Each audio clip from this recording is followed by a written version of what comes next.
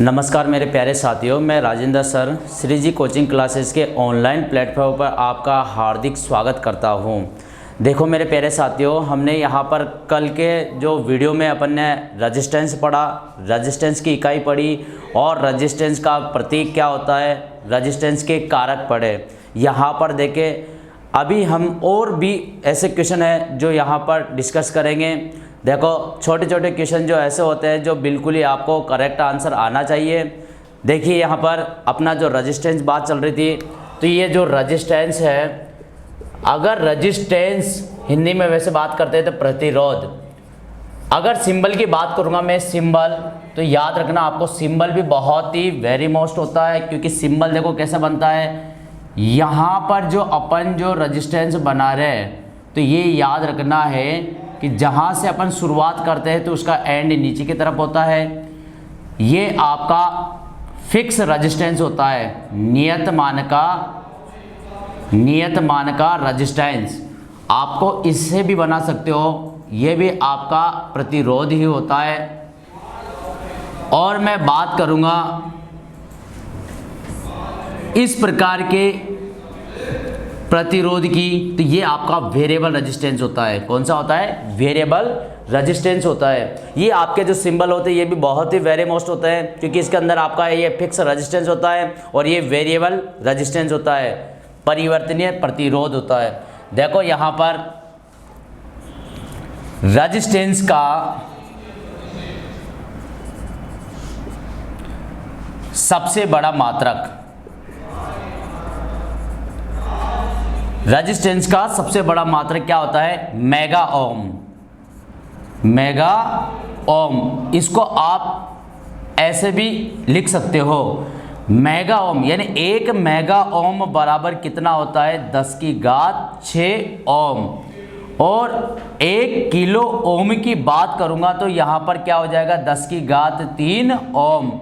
अगर मैं यहाँ पर बात करूंगा रेजिस्टेंस का मुख्य कार्य क्या है, तो आपको याद रखना मेरे प्यारे साथियों, रेजिस्टेंस का जो मुख्य कार्य होता है, धारा को नियंत्रित करना। क्या होता है? धारा को नियंत्रित करना। तो इसका पहला मुख्य कार्य होता है धारा को नियंत्रित करना। अगर मैं बात करूंगा दूसरा क्या होता है इसका कार्य, तो याद रखना विभव का बंटवारा करना। तो ये देखो, ये रेजिस्टेंस का मुख्य कार्य होता है धारा को नियंत्रित करना, और दूसरा कार्य क्या होता है? विभव का बंटवारा करना। तो ये आपको बहुत ही वेरी मोस्ट क्वेश्चन होता है जो आपको याद नहीं होता है। आपको ये याद रहता है कि रेजिस्टेंस का जो कार्य होता है ओनली धारा के मार्ग को क्या करता है? अवरोध प्रस्तुत करता है। तो उसके साथ साथ आपको ये जरूर याद रखना कि धारा को नियंत्रित करने का कार्य भी करता है। यहां पर बात करेंगे अपन प्रतिरोध का मापन। प्रतिरोध का मापन ओम मीटर के द्वारा, किसके द्वारा किया जाता है?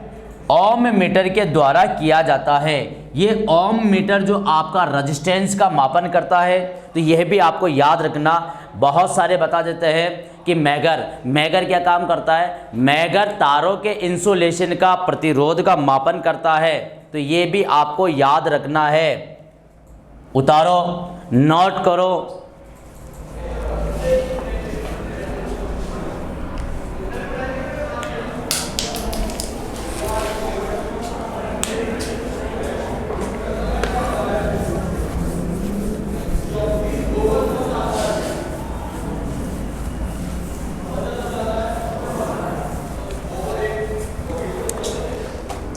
अब बात करेंगे अपन यहाँ पर विशिष्ट प्रतिरोध।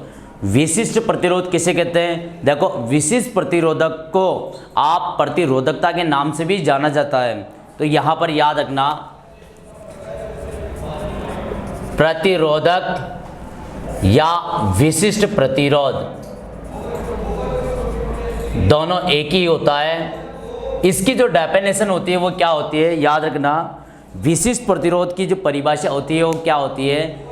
किसी एकांक लंबाई तथा अनुप्रस्थ काट के क्षेत्रफल वाले टुकड़े का जो प्रतिरोध होता है वह आपका विशिष्ट प्रतिरोध कहलाता है। तो देखो यहां पर लिखेंगे एकांक लंबाई तथा अनुप्रस्थ काट के क्षेत्रफल, एकांक लंबाई तथा अनुप्रस्थ काट के क्षेत्रफल वाले चालक तार में उपस्थित प्रतिरोध विशिष्ट प्रतिरोध कहलाता है। विशिष्ट प्रतिरोध कहलाता है। हम यहां पर बात करेंगे विशिष्ट प्रतिरोध का जो प्रतीक होता है, तो आपको याद रखना है प्रतीक आपका क्या होता है, रॉ। क्या होता है, रॉ। और इकाई की बात करेंगे तो याद रखना इकाई क्या होती है इसकी, ओम मीटर। ओम मीटर, आपको ओम मीटर ऐसे भी आप लिख सकते हो। तो यहां पर देखना एमकेएस प्रणाली में आपका जो मात्रक होता है ओम मीटर होता है। यदि अगर मैं सूत्र की बात करूंगा तो देखो सूत्र यहां पर कैसे बनता है, R बराबर रो एल बटा ए। मैं यहां पर इस रो को आगे लूंगा तो क्या बन जाएगा आपको, देखो रो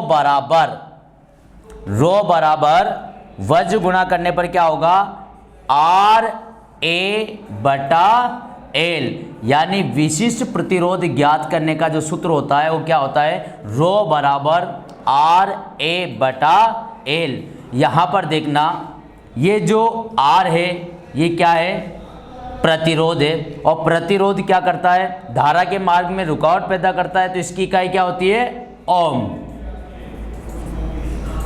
और ये ए क्या है, तार का क्षेत्रफल होता है जो किस में नापते हैं, मीटर स्क्वायर में।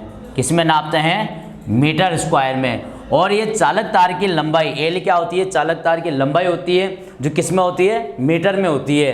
तो देखो यहाँ पर 1 मीटर से 1 मीटर कट गया तो क्या बचा, ओम मीटर। और ये आपका मात्रक होता है, क्या होता है, मात्रक होता है। कौन सी प्रणाली में, एमकेएस प्रणाली में। जो मीट्रिक प्रणाली होती है तो विशिष्ट प्रतिरोध का जो मात्रक होता है आपका ओम मीटर। यदि अगर मैं बात करूंगा सीजीएस प्रणाली में, तो सीजीएस प्रणाली में विशिष्ट प्रतिरोध का जो मात्रक होता है तो आपको याद रखना ओम सेंटीमीटर। तो मैं यहां लिख देता हूं ओम सेंटीमीटर। यदि अगर एपीएस प्रणाली की बात करूंगा, एपीएस प्रणाली में विशिष्ट प्रतिरोध का जो मात्रक होता है वो आपका होता है ओम इंटू इंच। ये तीनों ही मात्रक आपको याद रखने हैं। पहला एमकेएस प्रणाली में कौन सा मात्रक होता है, ओम इंटू मीटर। दूसरा होता है सीजीएस प्रणाली में ओम सेंटीमीटर। और एपीएस प्रणाली की बात करेंगे तो ओम इंटू इंच होता है। इसको भी उतारो और नोट करो।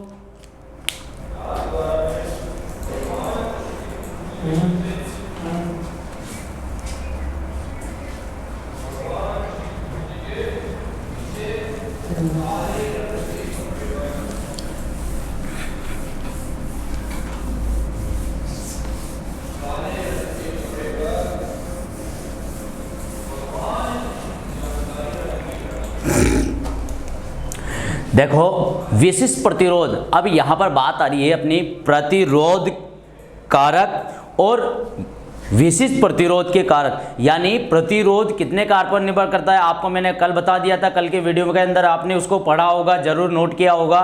तो यहां पर अपन बात कर रहे हैं रेजिस्टेंस के जो कारक होते हैं, बात कर रहे हैं अपन रेजिस्टेंस के कारक। तो आपको ये याद रखना ये रेजिस्टेंस है और ये आपका अगर हिंदी में लिखेंगे तो प्रतिरोध, और ये होगा विशिष्ट प्रतिरोध।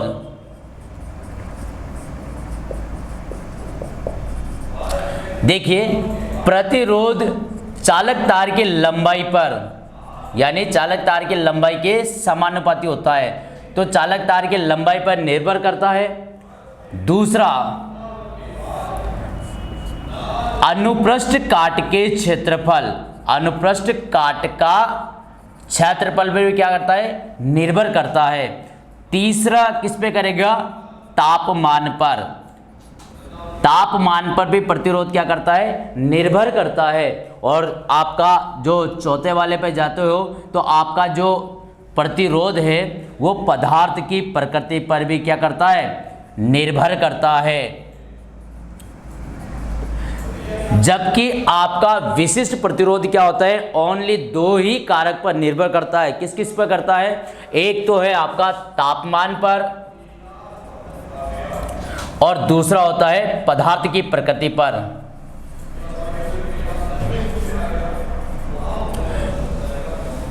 तो विशिष्ट प्रतिरोध आपके दो ही कारक पर निर्भर करेगा, एक तो टेम्परेचर पर, एक पदार्थ की प्रकृति पर। यहां पर अपन बात करेंगे, देखो प्रतिरोधकता का बढ़ता हुआ क्रम, यहां पर याद रखना, प्रतिरोधकता का बढ़ता हुआ क्रम, क्रम तो आपको याद रखना, सबसे पहले क्या आता है, अगर चालक धातु की बात करूंगा मैं, तो चालक धातु चांदी, तांबा, सोना और एल्यूमिनियम, ये आपका देखो प्रतिरोधकता का बढ़ता हुआ जो क्रम है, इसके अंदर देखो सबसे कम किसका प्रतिरोध होगा, चांदी का, फिर तांबे का, फिर सोने का, फिर एल्यूमिनियम का। यानी सबसे ज़्यादा प्रतिरोध किसका होगा, एल्यूमिनियम का, उससे कम सोने का, उससे कम तांबे का और उससे कम चांदी का। तो ये आपका बढ़ता हुआ जो प्रतिरोध का क्रम होता है वो इस प्रकार से होता है चालक धातुओं का। यहाँ पर आप इसको अगर शॉर्ट बोल सकते हो तो ऐसे भी बोल सकते हो, SC GA, यह भी आप याद कर सकते हो। इसके द्वारा भी आपको चालकता का घटता हुआ जो क्रम होता है और प्रतिरोध का बढ़ता हुआ क्रम, ये इसी चीज़ से आपको याद रखना है। तो यहाँ पर इसको भी नोट करो।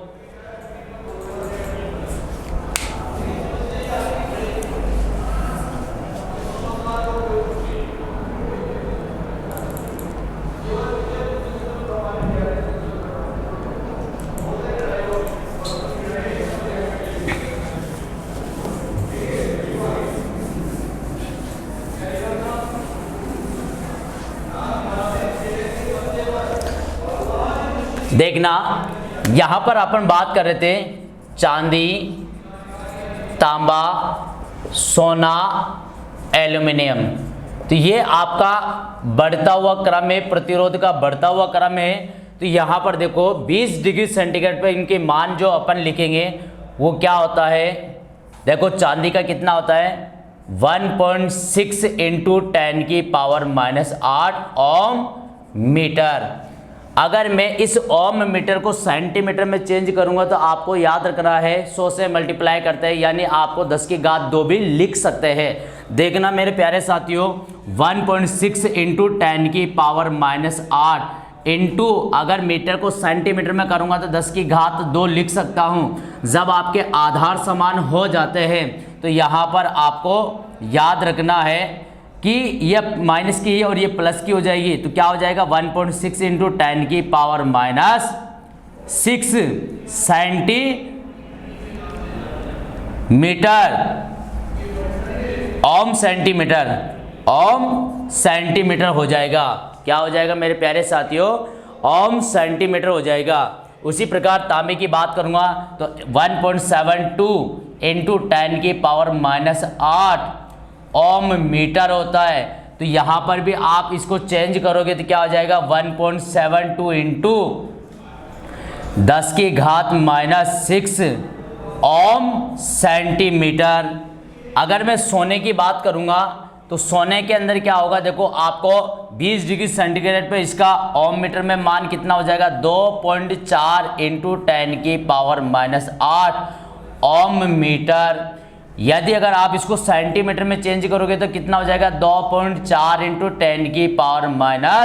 10⁻6 ओम सेंटीमीटर। और उसी प्रकार यदि अगर एल्यूमिनियम की बात करेंगे तो एल्यूमिनियम का कितना हो जाएगा, 2.7 × 10⁻⁸ ओम मीटर। तो इसको भी अगर आप सेंटीमीटर में चेंज करोगे, मीटर को सेंटीमीटर में चेंज करोगे तो कितना आ जाएगा, 2.7 × 10⁻⁻6 ओम सेंटीमीटर। यह भी आपका क्या है, आपको वैल्यू याद रखनी है। ये क्या है, आपका प्रतिरोधकता का बढ़ता हुआ क्रम होता है, जिसको आपको SCGA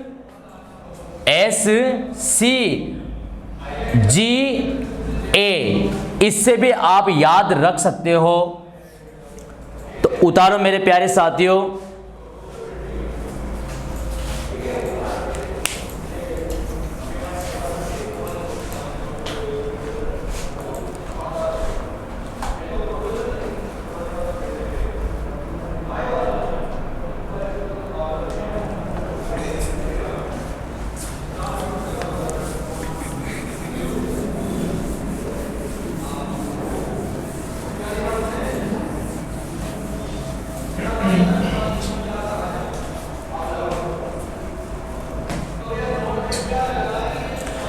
देखिए अपन ने यहाँ पर बात करी है, बढ़ता हुआ क्रम जो था आपका प्रतिरोध का, वो चांदी, तांबा, सोना, एल्यूमिनियम था। इसका 20 डिग्री सेंटीग्रेड पे आपने इसका मान भी ज्ञात किया। अब यहाँ पर हम बात कर रहे हैं, जैसे कि एक न्यूमेरिकल की बात करेंगे। अपन ने पढ़ा था चालक तार की लंबाई के समानुपाती होता है और अनुप्रस्थ कार के क्षेत्रफल के विलोमानुपाती होता है, जो कारक थे आपके। तो देखो एक मैं छोटा सा यहाँ पर क्वेश्चन करवाता हूँ।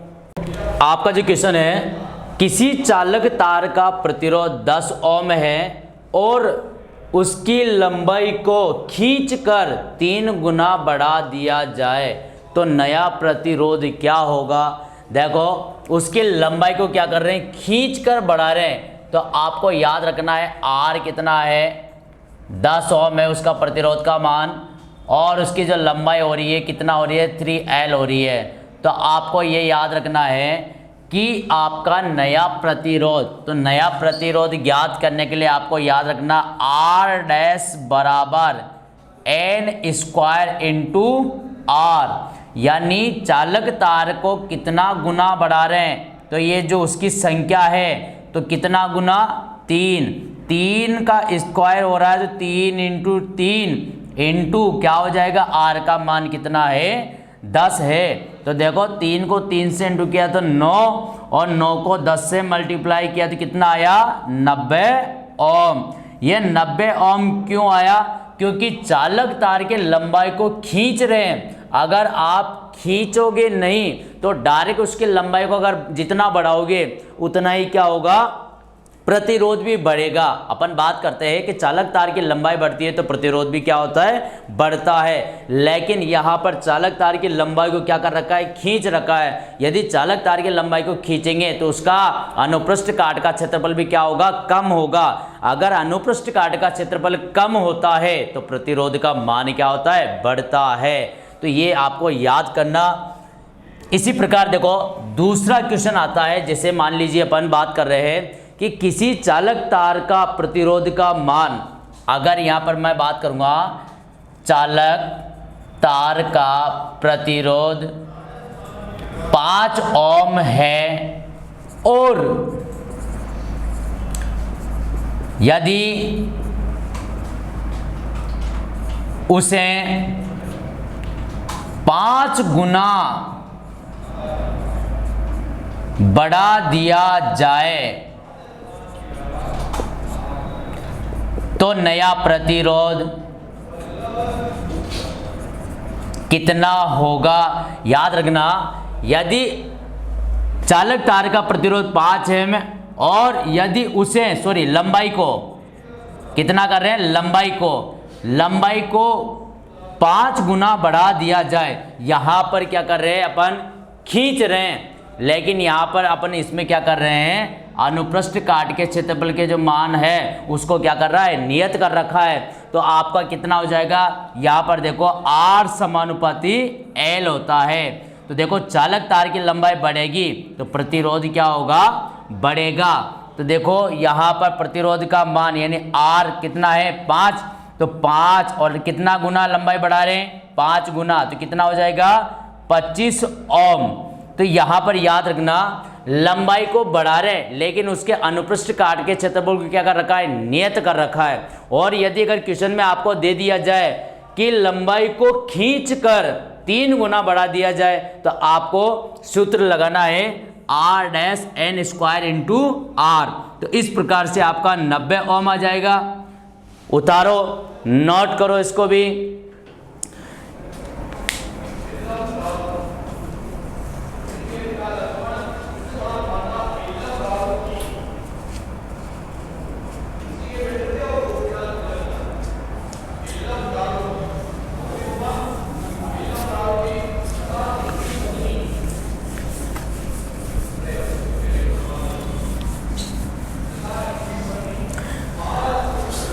तो यहाँ पर देखिए अपन ने आज प्रतिरोध पढ़ा। प्रतिरोध के अंदर जो कारक होते हैं वो कौन कौन से होते हैं, प्रतिरोध की इकाई पढ़ा, प्रतिरोध का बढ़ता हुआ क्रम पढ़ा, विशिष्ट प्रतिरोध पढ़ा। अपन ने यहाँ पर उसके 1-2 न्यूमेरिकल भी किए। न्यूमेरिकल जो आपको हो वो उसी प्रकार से आपको आना चाहिए, आपको नोट करना चाहिए। यदि देखो अगर क्वेश्चन में बेसिक, अगर आपका बेसिकली पूछ लिया जाए, यदि किसी ऊष्मक का, हीटिंग एलिमेंट का प्रतिरोध का मान अगर इतना होता है और उसके अंदर करंट का मान अगर पूछा जाता है तो आपको करंट का मान भी आप निकाल सकते हो I = V/R से। तो मेरे प्यारे साथियों मेरे साथ बने रहिए। आज के लिए इतना ही काफ़ी है और कल के वीडियो में हम नए टॉपिक की शुरुआत करेंगे। धन्यवाद।